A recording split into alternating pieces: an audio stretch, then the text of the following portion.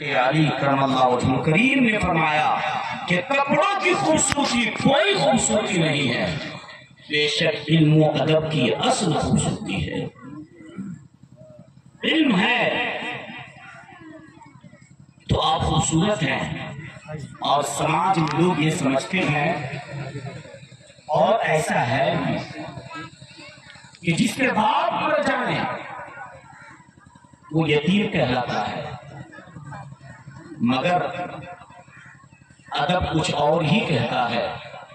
حضرت علی کرم اللہ وجہ کریم ہمیں کچھ اور ہی پیغام دے رہے ہیں کہ یہ لیس الیتیم الذی قد مات والدہ، یتیم وہ نہیں جس کے باپ مر جائیں، یتیم وہ نہیں، یہاں مثال نہیں دے رہے ہیں، حضرت علی کرم اللہ وجہ کریم مثال دے رہے ہیں کہ یتیم وہ نہیں جس کے باپ مر جائیں، ان الیتیم یتیم الذی، ان الیتیم یتیم الذی، یتیم وہ ہے جس کے پاس علم کی دولت نہیں ہے، بے شک بے شک، اور علم ہے بھی، علم پہاڑ جیسا علم ہے مگر وہ بے عمل ہے، بعمل نہیں ہے، بے عمل ہے، تو پہاڑ جیسا علم رکھ کر بھی وہ جاہل ہے، گنوار ہے۔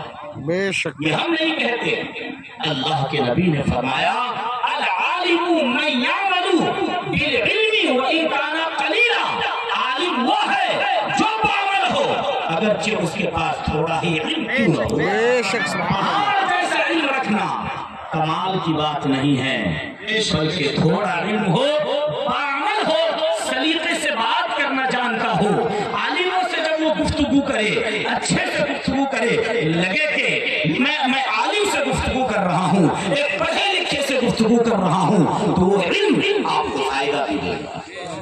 علم سیکھنا اتنا ضروری ہے، آپ اس حدیث پاک سے سمجھیں۔ اللہ کے نبی نے جہاں یہ ارشاد فرمایا طلب العلم فریضۃ علی کل مسلم و مسلمہ، علم دین کا سیکھنا ہر مسلم اور مسلمہ پر فرض ہے۔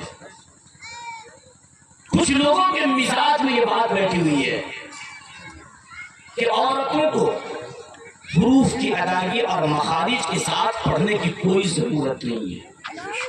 ایک مولانا صاحب کا کلام تھا کہ مولانا صاحب اگر بچیوں کو صرف پڑھا دیا جائے یہی کافی ہے، ان کو کوئی ضروری نہیں ہے کہ قرأت کی طرف پڑھائی جائے، مگر میں ان سے پوچھنا چاہتا ہوں، اللہ کے نبی نے فرمایا کہ علم دین کا سیکھنا ہر مسلم اور مسلمہ پر فرض ہے۔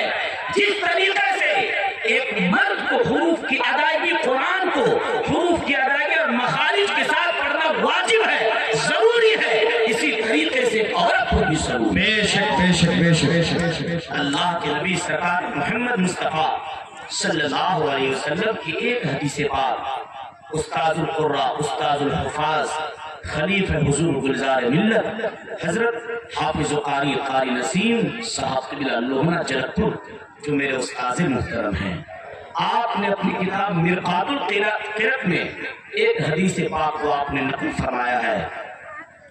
وہ فرماتے ہیں کہ اللہ کے نبی نے فرمایا رب قاری للقرآن والقرآن یلعنہ، رب قاری للقرآن والقرآن یلعنہ، بہت سے قرآن پڑھنے والے ایسے ہیں کہ قرآن اس پہ لعنت کرتا ہے، نہ پڑھنے والے نہیں بلکہ پڑھنے والے ایسے ہیں کہ قرآن اس پہ لعنت کرتا ہے۔ اگر وہ نہ پڑھے تو نہ پڑھے، کوئی بات وہاں پہ نہیں ہے، مگر خلق پڑھ کے گزر جائے پھر اس کی گرفت ہے۔ جیسے مثلا نماز پاک میں سورہ فاتحہ کا پڑھنا واجب ہے، سورہ فاتحہ کے بعد پھر کوئی سورہ یا کوئی سورہ پڑھے، یا 3 آیت ہو یا 1 آیت ہو جو 3 آیت کے مقدار ہو، تو سورہ فاتحہ کا پڑھنا بھی واجب ہے، اور سورہ فاتحہ کے بعد ایک آیت ہو مگر 3 آیت کے برابر ہو تو اس کا پڑھنا بھی واجب ہے. پھر اس واجب میں بھی ایک واجب ہے، یعنی سورہ فاتحہ کا پڑھنا واجب، پھر اس میں بھی ایک واجب یہ ہے کہ قرآن کو حروف کی ادائیگی اور اس کے مخارج کے ساتھ پڑھنا بھی واجب ہے. مخارج بھی درست، مگر وہ حروف مدہ کو زائل کر کے پڑھتا ہے یا حروف مدہ کو پڑھا کر پڑھتا ہے تو یہ لہر جلی ہے، اس کا بھی پڑھنا حرام ہے.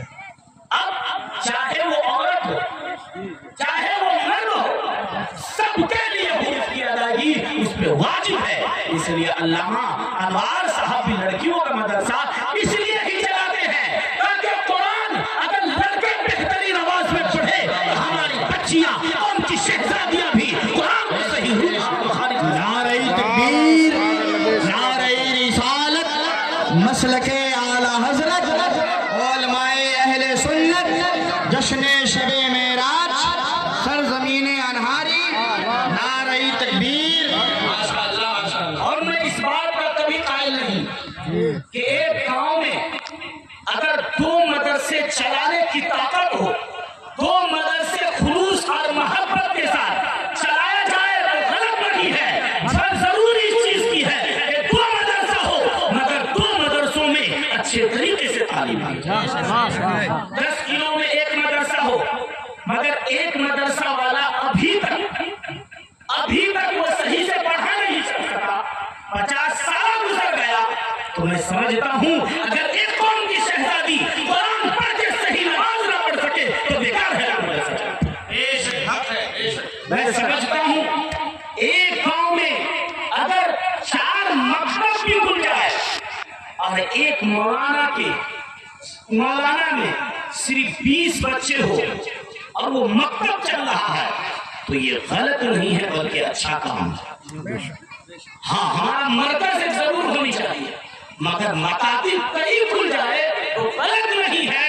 اس لیے کہ ایک مولوی صاحب 2 گھنٹے میں 100 بچوں کو حروف کی ادائیگی کے ساتھ نہیں پڑھا سکتے. ایک مولوی صاحب اکیلے 100 بچے کو نہیں پڑھا سکتا ہے. اگر کوئی مولوی صاحب جمعراتی کے لیے اگر 100 بچے کو پڑھانے کی ہمی کافی ہے تو میں یہ سمجھ رہا ہوں کہ وہ غلط کر رہا ہے. جمعراتی الگ چیز ہے، نذرانہ الگ چیز ہے. قوم کی شہزادیوں کی غیرت جمعراتی سے بہت زیادہ ہے.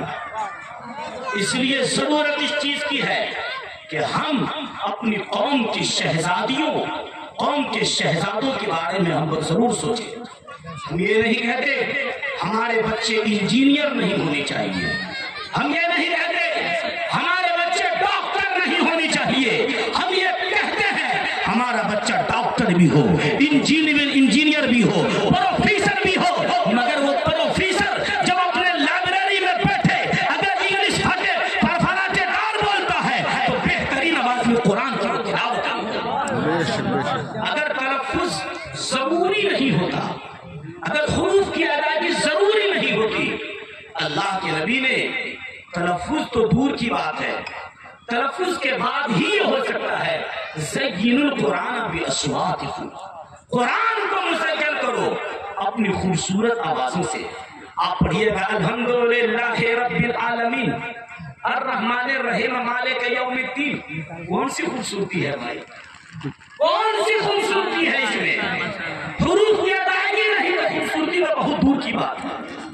حضرات محترم، بہت سے قرآن پڑھنے والے ایسے کہ قرآن اس کی لعنت کرتا ہے. مفتیان کرام، علماء کرام تشریف رکھتے ہیں. پڑھیے بہار شریعت، پڑھیے فتاوی رضویہ. حضور اعلیٰ حضرت فرماتے ہیں اگر کوئی ہاں کی جگہ ہاں نکالے، اگر کوئی خواہ کی جگہ خواہ نکالے، شین کی جگہ سین نکالے، قاف کی جگہ قاف نکالے تو اس کی نماز نہیں ہو سکتی ہے. اس لیے کہ چھوٹی سی مثال، جیسے بڑی قاف سے قلب ہے مگر آپ چھوٹی سا قاف سے کہتے ہیں قلب تو اس کا معنی ہو جاتا ہے کتا. آپ قلب بولے دل کے لیے مگر چھوٹی قاف سے کہتے کہہ دیے کلب تو ہو گیا کتا. اب بتائیے آپ نے اپنے علمی کی وجہ سے کسی کو کتا کہہ رہے ہیں, کتنی شرم کی بات ہے. انگلش میں چلے جائیں, انگلش میں بھی تلفظ کا صحیح ہونا ضروری